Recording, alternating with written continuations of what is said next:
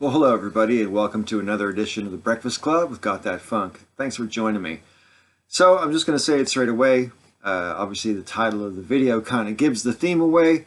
Trump has got to go. Now, I know for some of you, this is just getting to the point of being a broken record. And, you know, there's part of me which is sorry about that, but there's another part of me which thinks, no, I'm sorry. There's a fucking 5-alarm fire going on right now. And the inaction of Congress in particular, considering what Trump has been up to, and not just recently, but for his entire presidency, but especially recently, and I'll talk more about that in a minute, but the inaction of Congress right now for me is unforgivable. I honestly think every single one of them should be voted out of office and replaced with new members. Obviously, that's not really possible, even though in less than 2 months' time, the entire House goes up for grabs. The bottom line is a lot of incumbents will keep their jobs, both Democrat and Republican. That's just the nature of politics. But I do have hope that there will be significant gains for Democrats in Congress. Not that I'm a huge fan of Democratic Party per se, but considering the state of the GOP, the Democrats are the only viable alternative, and they need all the support they can possibly get. Voting in November is absolutely crucial, and I think that almost goes without saying. But I mean, and, people say that every election cycle as well. But if Trump is seen to survive the November elections insofar as the GOP maintains control of the House and Senate both, or doesn't lose as many seats as people predict, even if they still lose seats, but if it's not as bad as people predict, Trump will take it as a victory, right? And considering what he's already tried to get away with in his first 2 years, the idea is positively terrifying of 2 more years of Trump's presidency if it continues to go as unchecked as this Congress has allowed it to go. Now, I've spoken before in the Breakfast Club about how, it seems pretty clear to me that Trump's been in violation of the Emoluments Clause ever since he took the oath of office. So I'm not going to really go down that path again, but there's certain things about Trump's behavior lately in particular, which I do want to talk about. A little over a week ago now, I think it was, there was that anonymous op-ed written by somebody high up in the Trump administration, which was published in the New York Times, and it got a lot of press at the time, so I'm sure everybody watching this contemporaneously, at least, knows of the article I'm talking about. And it was written by someone in the White House who was basically saying, look, there's adults in control here. Don't worry, we keep Trump in check. We don't let him see things if we think he'll make a dangerous decision, etc., etc. And, by some definitions, I'm not the first to make this observation, but by some definitions, that's a coup. When you've got people taking over from the actual, elected leader, and whether I like Trump or not, the fact is, he won the Electoral College and therefore the election. He's our democratically elected president. He's legally the president. He's the one who's supposed to be in charge. So the fact that Trump isn't in charge, sorry, my dog outside. The fact that Trump isn't in charge is particularly concerning, just from a democratic point of view. And also from just the perspective of the inaction of Congress, because for people high up in the administration to basically be admitting that they don't trust the president to be the president, the people who work for him, who carry out the executive parts of the government, aren't necessarily complying with their orders. When the chain of command is broken, somebody has to step in and do something. Where the fuck is Congress? People say, oh, the GOP is just trying to protect the president and so forth. Protecting the president is understandable up to a point, but we're to the point now where we have to protect the country. I think that's always been the case. No, I don't think that's ever not true. But it's particularly true when you can see that we've got a president who's completely untethered to reality.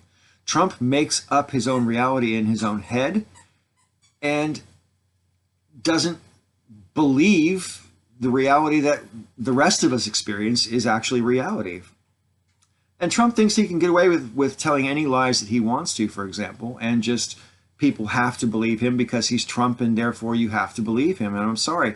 I'll give you a good example. You know, it was September 11th anniversary the other day, and Trump put out a photograph of White House staff commemorating the anniversary of September 11th. And it was an old stock photograph which included members of the administration who are no longer in the administration, like Hope Hicks and Omarosa. So the fact is, this president that we have bitches all the time about fake news, and yet he's got the audacity to put out, as if it's a real photograph of September 11th, an old stock photograph which had nothing to do with September 11th.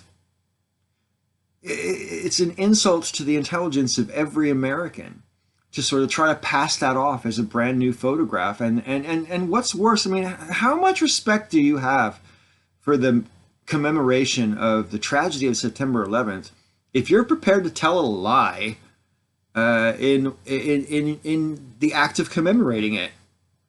It's just, it boggles my mind. I mean, you know, compared to other things that Trump has done wrong, this is peanuts, right? But at the same time, it's just indicative. It's a symptom of the kind of shit that Trump does.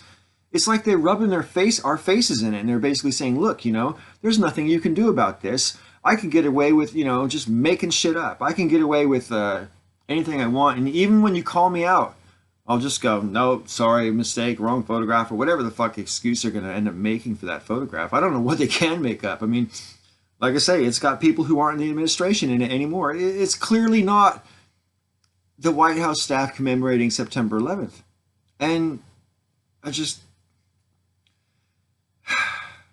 he's the one who is always saying fake news, and then what's he do? He goes out and does it. I mean, his Twitter is no better, of course, you know, and I'm not really one really to I don't follow Donald Trump on Twitter. I don't need to. I see enough of his stuff retweeted to where I don't need to follow the guy. I wouldn't want to dignify his account with one more follow. But bottom line is, you know, Trump is completely unhinged on Twitter on a regular basis. A couple of weeks ago, he did a tweet which was both obstructing the course of justice and trying to subvert justice and trying to use his administration's power to alter the influence and to influence an election. You know, because he would bitch to Jeff Sessions for, you know, bringing forward charges for two people who were running for Congress. He's like, oh, bad timing, Jeff. Why couldn't you wait till after the election, kind of a thing? You know, it's just like, that's not how justice works. You know, that's not how democracy is supposed to work. That's not how the presidency is supposed to work. You're not supposed to tell people that your political considerations should outweigh the course of justice. You've got to be kidding me. And then Congress, fucking crickets. Trump says his response to Puerto Rico was the greatest response there's ever been to that kind of a disaster ever in the history of America, ever. And it was an unsung success. And it's just like, come on, dude. You know, who the fuck do you think you're kidding with this bullshit? You know, 3,000 people died. He's like, oh no, you know, it was, you know, just a few dozens of people or whatever. It wasn't no 3,000. And he says, oh, you know, those people died after the hurricane. And I'm sure that, you know, some people in that number did die after the hurricane. But I'm also sure that some people in that number died during the fucking hurricane and its immediate aftermath, right? And Trump's completely unprepared to face the reality that, you know, his administration's response to that disaster was woeful, pathetic. They didn't have full power restored for 11 months. Millions of people live there. You know what I mean? They're Americans.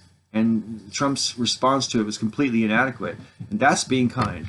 Come on. Let me introduce you to a friend of mine real quick. This is Slayer. This is my roommate's new dog.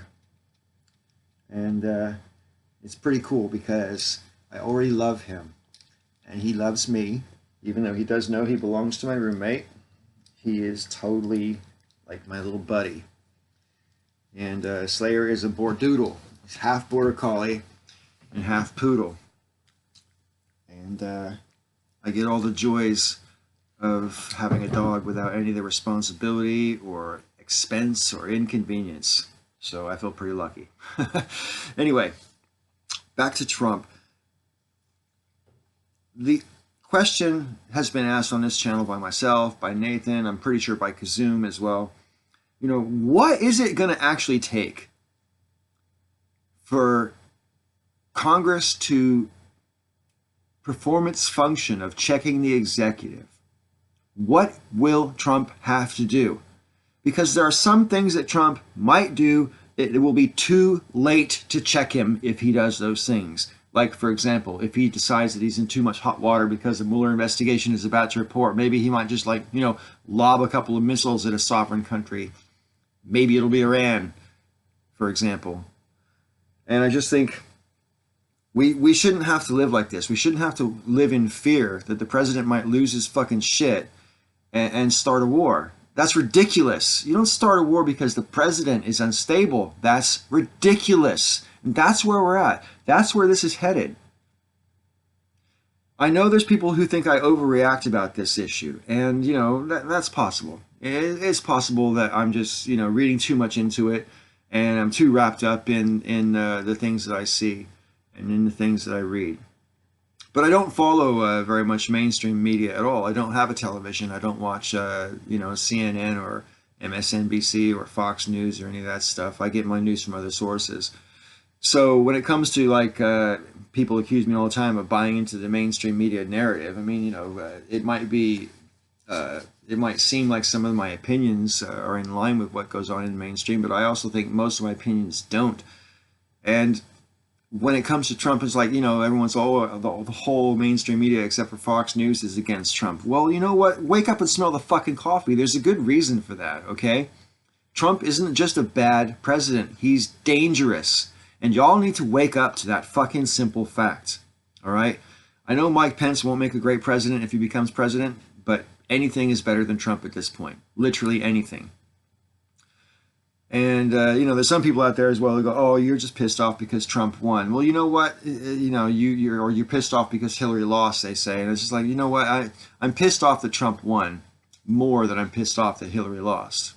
I'm pissed off that Trump won because of the fucking dire situation we're in now. There's literally millions of people who are having trouble sleeping at night because they don't know what they're going to wake up to the next day. I know because I'm one of them. Many a night have I laid awake for hours thinking, what the fuck are we going to do about this shit? And I wish I had a better answer than we just have to hope that sooner or later someone in Congress finds their fucking stones and gets on with it. Because Congress is the only way to check the executive at this point. And my last point I want to make, I know this video has gone on longer than I meant it to, but Brett Kavanaugh's possible confirmation as a Supreme Court justice would be a travesty, not just because of the rulings that he might make if he becomes a Supreme Court justice. The confirmation process has been a fucking farce. It's been a farce. They have withheld like 90% of the documents from when Brett Kavanaugh worked at the White House, which I think would be kind of pertinent to deciding whether or not he should be a Supreme Court justice. And the fact that they're deliberately withholding them from members of Congress shouldn't even be allowed. How can you have a confirmation process on 10% of the information? You've got to be kidding me, right? If you were trying to get into college, you'd have to give up more information than 10% of your record. Brett Kavanaugh has lied to Congress in past testimony, not necessarily during his confirmation that I'm aware of, but in previous testimony to Congress when he worked for the George Bush's White House. It's been shown that he's misled Congress. You can't commit perjury in Congress and expect to be nominated or elevated to the Supreme Court of the United States. It's the highest court in the land. Its members should be beyond reproach, insofar as it's humanly possible to be beyond reproach. Anyway, I think I've ranted enough. The Kavanaugh confirmation is just further evidence, in my opinion, that the only reason Congress has kept Trump in power as long as they have and hasn't really performed their duties There's only two possibilities as far as I'm concerned. Either they're just as fucking corrupt and worried about getting busted as they are about Trump getting busted, or Trump is their useful idiot, and they're going to get things like, you know, they got the tax bill last year, and they're sure they're going to get rid of the last vestiges of the Affordable Care Act, and they're going to get Kavanaugh, and, you know, we'll have a right-leaning Supreme Court for the next 30 or 40 years. I think that's what they're all about. I don't think they give a fuck about America. I think they give a fuck about their own political ambitions. The GOP is the enemy of the people in this country right now. Not Republicans out there, not voters. I'm talking about the congressional GOP and the whole Washington establishment. They're all corrupt as fuck. And they all care more about their own interests than about what's good for you and me and our national security. Look it in the face, because that's where we're at. At least that's my opinion.